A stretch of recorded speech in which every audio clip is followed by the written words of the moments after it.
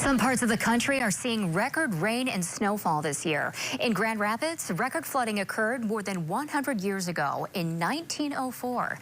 Chief Meteorologist Emeritus Bill Steffen joins us from his man cave. Bill, thanks for joining us. How severe was that flooding in 1904?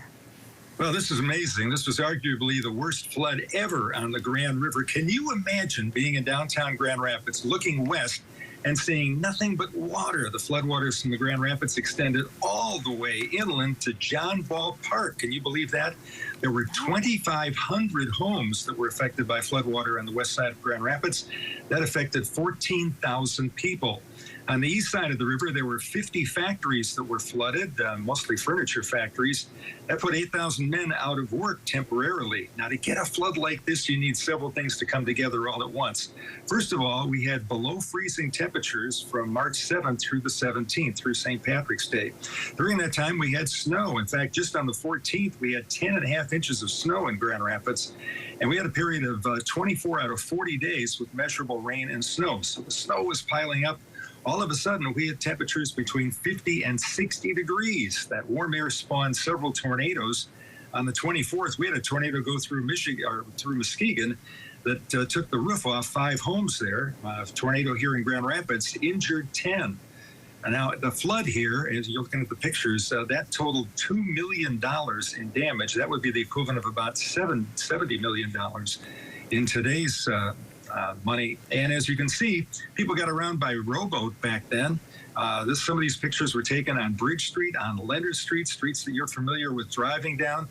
And look at the flood that occurred back then, again, in 1904. Wow, those pictures are incredible, Bill. It's hard to imagine that's our city. Well, many of us probably remember the flood of 2013. How does that recent flood compare with 1904? Well, that's very interesting. Here in Grand Rapids, it's kind of hard to compare because we've changed the river. We've put walls up in Grand Rapids in the downtown area here, as you can see. And this is video now from the flood of 2013. We had to bring in a truck there, a crane, to get rid of some of the debris was up against the bridges there. Fortunately, in 2013 and in 1904, all the bridges remained intact, and after the floodwaters dropped in a couple, 3 days in 1904, the bridges were all usable again. But if we were to see a flood like this again, it's possible some of those bridges could be closed. The 2 bridges that are highest above the water are the interstate highways. It's a picture of a fish swimming by a window downtown. Somebody actually photoshopped a picture of me swimming in the water down there, too, which was kind of funny. They had SpongeBob. Some people were pretty creative with all of that. But again, this flood had a rather high level to it. But part of that was because of the fact that we had those walls in place. Wow, I remember that well. What a mess. Isn't that something? Yeah, so is that something we can ever expect to see again?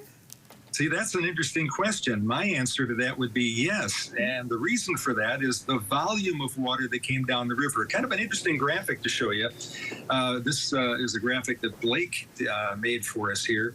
This particular graphic shows the flood levels, the gauge levels. It was up to 21.8 feet in 2013, only 19.6 in 2000. There it is right there, 19.5. in March 28th, 1904. Note all these floods occurred in March and in April, except for the one there in 1905. What's interesting is the volume of water coming down the river in 2013 was about 35,000 cubic feet per second. In 1904, it was 54,000 cubic feet per second. So the flood that we had in 2013 was about a 25-year flood. Every 25 years, we should see something like that. And we could see floods that are even worse than this. So again, it's interesting to look back through those pictures, 1904, and see what happened back then. By the way, this flood also affected Kalamazoo, where 2 square miles of the downtown area was underwater. Battle Creek had severe flooding. Hastings, it was the worst flood in Lansing in 135 years. Severe flooding occurred in Ionia, where some of the factories there were closed out as well. There's a plaque downtown by Abnabawin Park, and if you ever get down there, right close to the river, check out that park. The plaque was done by the Junior League, and you can read more about the flood there. I've also got a very interesting article on my blog about the flood. We get into more detail about the floods in 1904 and 2013. So check that out. Will do. And Bill, I would rather take this late season snow that we keep getting than a flood like that. Yeah, this winter seems to never end. I woke up this morning and I thought it was in the UP. Well, thank you, Bill. We always love reminiscing with you from the Man Cave.